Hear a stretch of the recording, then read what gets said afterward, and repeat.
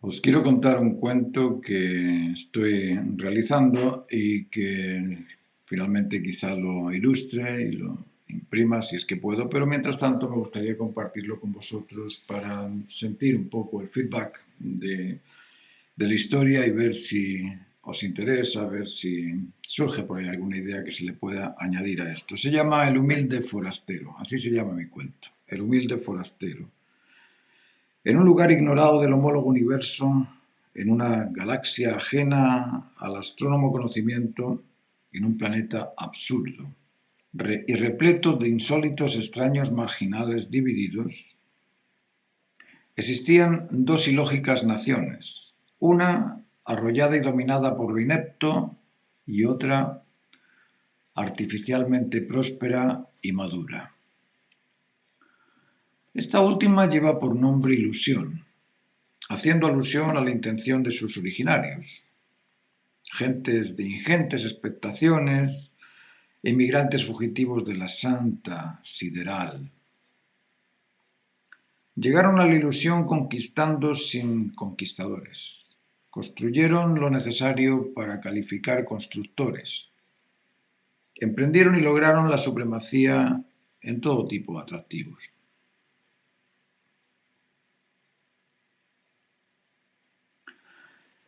La otra, menos desarrollada y más superficial, menos eficiente y más entretenida, menos colaboradora y más banal, se llamaba ambición, en honor también a sus originarios.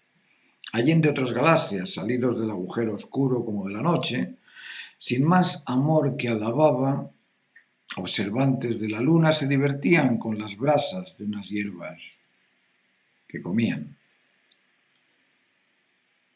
La ilusión se ubicaba al norte del esférico planeta y la ambición al sur. Nunca se pusieron de acuerdo porque nadie supo nunca definir por qué el norte era arriba y por qué el sur era abajo de este esférico planeta.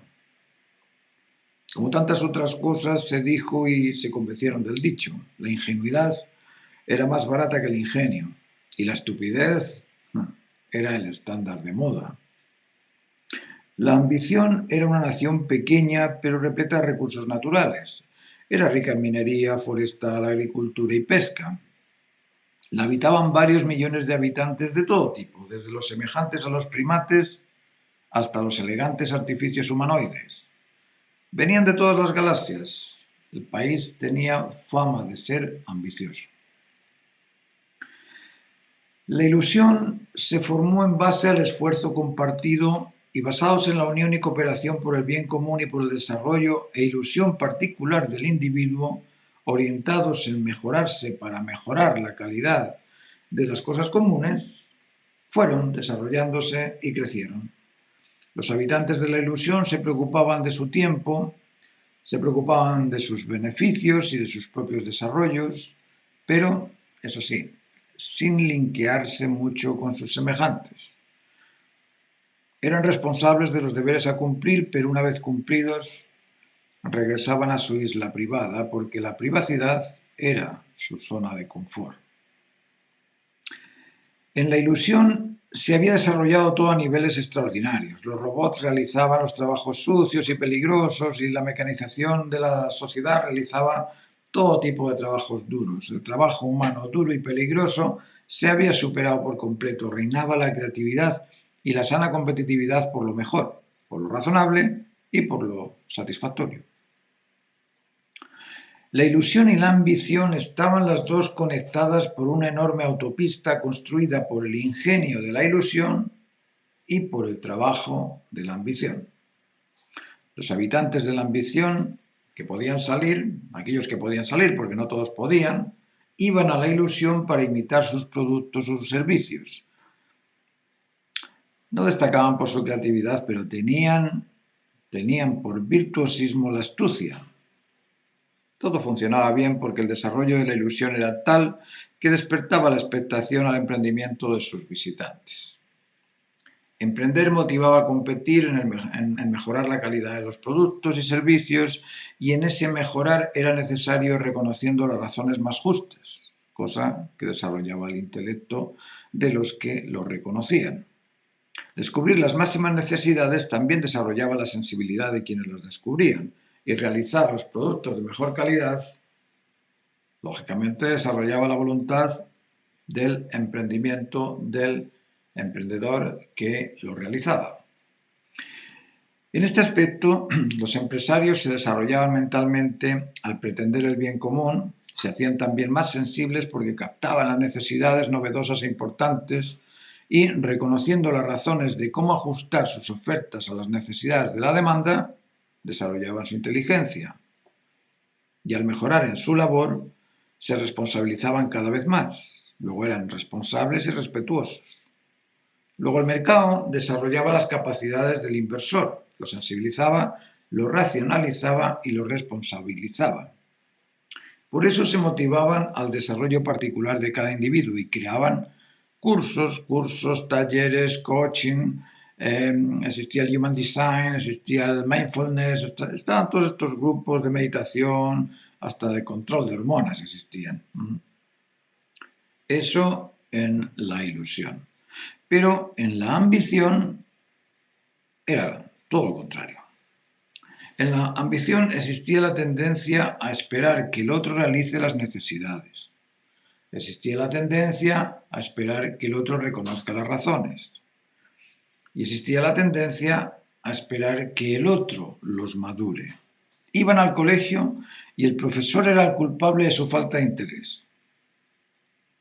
Leían los títulos en las noticias, pero su escasa voluntad no les daba para más. La comprensión de lectura de sus habitantes era aproximadamente un 15%. El 85% no comprendía lo que leía. Reducían su lenguaje al mínimo de palabras. Tenían una palabra que lo significaba todo. Sonaba algo así como un mantra. Om, om, om. Así terminaba la frase. Pero se consideraban los jaguares del universo. La arrogancia en la ambición no pasaba de ser pura fantasía. Ambas naciones cooperaban y se desarrollaban, una desde la posición de supremacía cada vez más suprema en la eficacia de sus ciudadanos y la otra estancada en el diálogo del dialogante que dialoga sin trabajar. Todo funcionaba bien, hasta que los padres, por múltiples y abstractas razones, se olvidaron de orientar, dirigir y limitar la libertad de sus hijos. Los padres, en lugar de educar en el comportamiento, en el convencimiento de las razones justas y en la convivencia respetuosa y responsable a sus hijos, en lugar de enseñarles a atender, a entender, a estar atentos a las necesidades y deberes familiares y cívicos, dejaron a sus hijos en manos de servidumbres analfabetas y acompañados por las mascotas. El modelo de crianza de la generación del millón fue el interés por la ignorancia y el afecto vincular por las mascotas. Y por motivación, el ejercicio máximo que hacían era el sillón ball. El máximo ejercicio de esta generación se realizaba al caminar entre la cama y la cocina, pasando por el cuarto baño. Así se creó una sociedad de observadores observantes sin socios y una disfunción social y familiar hasta niveles nunca antes recogidos en la historia de este universo ignorado. Llegó el momento de elegir a un presidente de entre dos candidatos, uno proilusionista y el otro proambicionista. El proilusionista proponía el emprendimiento como sistema de desarrollo de las capacidades humanas y el ambicionista proponía el reparto del beneficio de sus recursos sin el emprendimiento que su contrincante proponía. Uno trataba de motivar a trabajar por el bien común y el otro trataba de motivar que el bien común se lo tragaran los trabajadores. Lógicamente la batalla estaba totalmente perdida, sobre todo en una sociedad sin socios y ante familias disfuncionales que exigían recibir todo tipo de ayuda posible del bien común establecido por los emprendedores pasados. En la sociedad de la ambición predominaba la mayoría trabajadora, dependiente y carente de emprendimiento, es decir, una mayoría de inoperantes, ignorantes e insensibles. Ante esta sociedad, la alternativa de un presidente de reparto era cautivante. El otro candidato quiere que trabaje en esas condiciones. Este me va a ayudar con los bienes del país. ¿Dónde está lo mejor? No hay que ser muy genio, no hay que ser muy sabio, no hay que ser muy docto para reconocer que es mejor el que te entrega que el que te pide. En la ambición eligieron un presidente inmaduro que padecía una grave celopatía y un tremendo complejo de inferioridad. Complejo que rozaba la paranoia. El presidente de la ambición comenzó a sentirse reducido por los emprendedores que por su poder y desarrollo lo dejaban en ridículo. No porque los trabajadores, no porque los emprendedores lo menospreciaron, no, sino porque su complejo de inferioridad así se lo hacía entender. Llegó a tal extremo que comenzó una campaña publicitaria de comparación entre el bienestar de las mascotas versus el bienestar de sus compatriotas, en donde se mostraban los derechos de las mascotas y cómo las mascotas sobrevivían felices alrededor de los humanos solo con alimento, hidratación y cobijo. Luego preguntaba, ¿quién vive mejor, tu mascota o tú? Bueno, esta campaña de quién vive mejor, tu mascota o tú, se repitió tantas veces y tuvo un alcance tan extraordinario y creó un convencimiento compartido de que las mascotas son un modelo ejemplar para vivir la vida que la gente optó por vivir como mascota. Además, comenzó a publicitar que los emprendedores acababan siempre enfermos por el efecto del cortisol derivado del estrés y que la competitividad era el origen del estrés. Luego, poco a poco, fue creando una visión enmascaradamente negativa sobre la libertad de acción contra la autonomía y responsabilidad, comparando al ser humano con la felicidad y relajo de las mascotas. Tanto fue su temor a perder su posición de presidente que inventó fantasías sobre un país vecino en el que nadie trabajaba, nadie estudiaba y nadie debía cumplir ningún deber. En ese país vecino la competitividad no existía ni para mejorar personalmente. Todos recibían alimento, hidratación y cobijo. No tenían que casarse, ni cuidar hijos o criar hijos. Ni siquiera pensaban en ser mejor de lo que eran. Era un perfecto paraíso. Ese país se llamaba negación. Y en ese lugar eran todos iguales de inútiles, iguales de ignorantes, iguales de absurdos, pero eran todos iguales. Y eso es lo que en la ambición no existía. La desigualdad era también, según él, la causa del estrés. Bueno, pues este presidente de la ambición construyó una autopista directa a la boca de un volcán para acabar con los ambiciosos que deseaban el paraíso, pensando que los más ambiciosos eran sus oponentes en el poder. El trayecto al paraíso de la negación debía hacerse únicamente por la noche en auto y a oscuras para evitar que se fueran todos los habitantes de una vez y se atascara la autopista. La autopista terminaba en el desfiladero del cono del volcán, que estaba varios metros por debajo del cráter donde terminaba la autopista oscura. En el interior del automóvil, sobre todo en movimiento, no se alcanzaba a sentir el olor a azufre del volcán. Los habitantes de la ambición estaban desmotivados, confundidos, insatisfechos, se comparaban con los habitantes de la ilusión y los veían satisfechos, confiados y seguros de sí mismos, emprendedores, creativos, ingeniosos, y se sentían envidiosos, resentidos y, lógicamente, los despreciaban. Eran parte de la celopatía presidencial y querían todos llegar pronto al país vecino paradisiaco llamado negación. Fueron cayendo al volcán unos y otros y sus automóviles desaparecían fundidos con el fuego del volcán, pero nadie supo nada de esto que seguía ocurriendo día tras día, mes tras mes, año tras año. No volvía ninguno de los que viajaba al paraíso del animal humano. El presidente de la ambición publicaba y publicaba todos los días las bondades del camino al paraíso de la negación. Les repetía que en ese lugar podrían dormir y descansar eternamente sin preocupaciones porque el gobierno los protegería, los alimentaría, los curaba, los dejaba en completa libertad, no existían reglas de ningún tipo, ni leyes, ni normas. Era el lugar más natural que había. Esto era semejante o igual a un zoológico humano. Y los jóvenes que no querían estudiar se agolpaban por la noche y se subían a las camionetas que viajaban por la autopista oscura, sin saber que caerían en el acantilado del cono.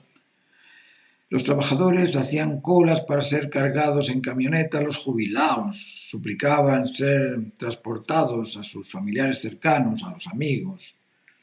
Pasaron muchos años y ya quedaba poca gente en la nación de la ambición. El presidente no gozaba ya de tantos recursos, ni de minerales para vender, ni de vegetales para comer, ni hídricos para beber, pero seguía publicando las bondades de la nación vecina, las bondades de la negación inventada por él, que según él era un paraíso.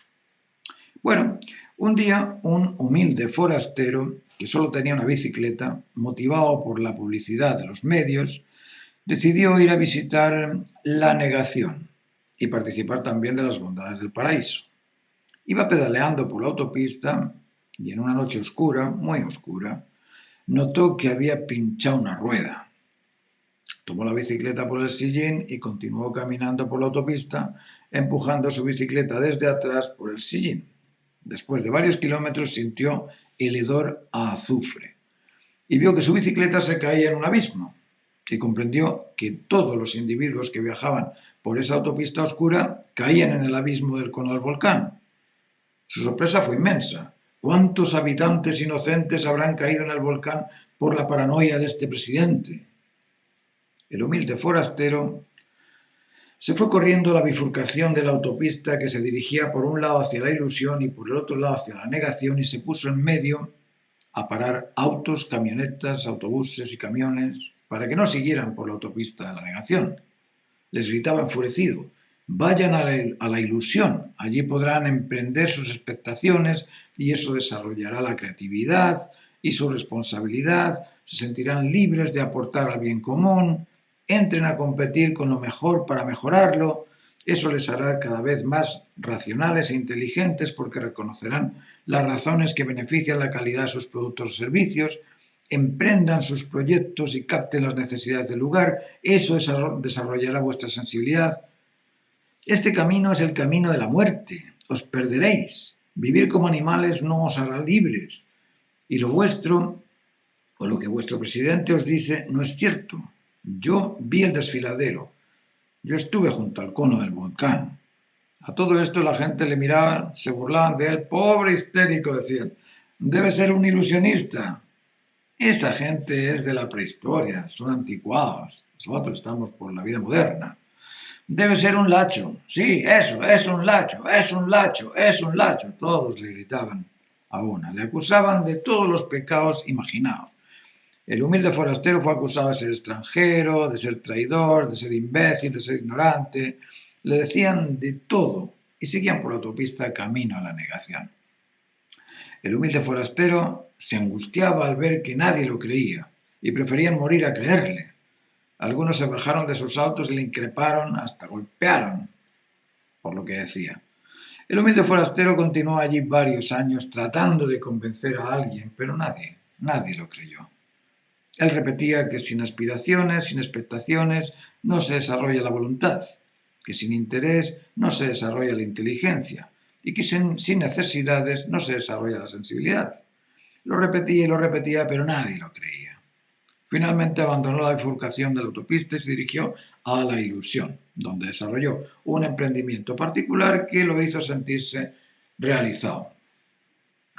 El presidente de la ambición seguía repitiendo y repitiendo una y otra vez que la negación era un lugar de privilegios y bondades tan extraordinarios que nadie regresaba ni pensaba en regresar.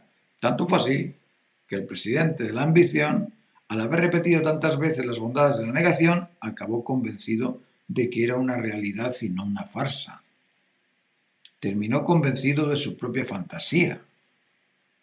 Y al ver que ya no le quedaban recursos para seguir manteniendo la supuesta ciudad paradisiaca y a sus supuestos habitantes, al sentirse abandonado por sus inmediatos, por sus familiares, por sus vecinos, decidió escaparse al paraíso de la autopista y se subió en una camioneta y salió por la noche oscura, sin luces, en dirección al paraíso de la negación. Por supuesto, cayó en el abismo del cono del volcán y murió como todos sus compatriotas. Moraleja: antes de creer lo que te dicen, examina, indaga y analiza la realidad. Bueno, espero que este cuento os haya servido para algo, os haya interesado, os haya gustado. Es un cuento que se me ocurrió porque pienso que estamos viviendo la misma realidad que estoy graficando en este cuento, y muchos están padeciendo los problemas del convencimiento de esta razón totalmente amorfa y absurda. Así es que espero que esto os haya gustado, y si lo queréis compartir, bienvenidos seáis. Muchas gracias.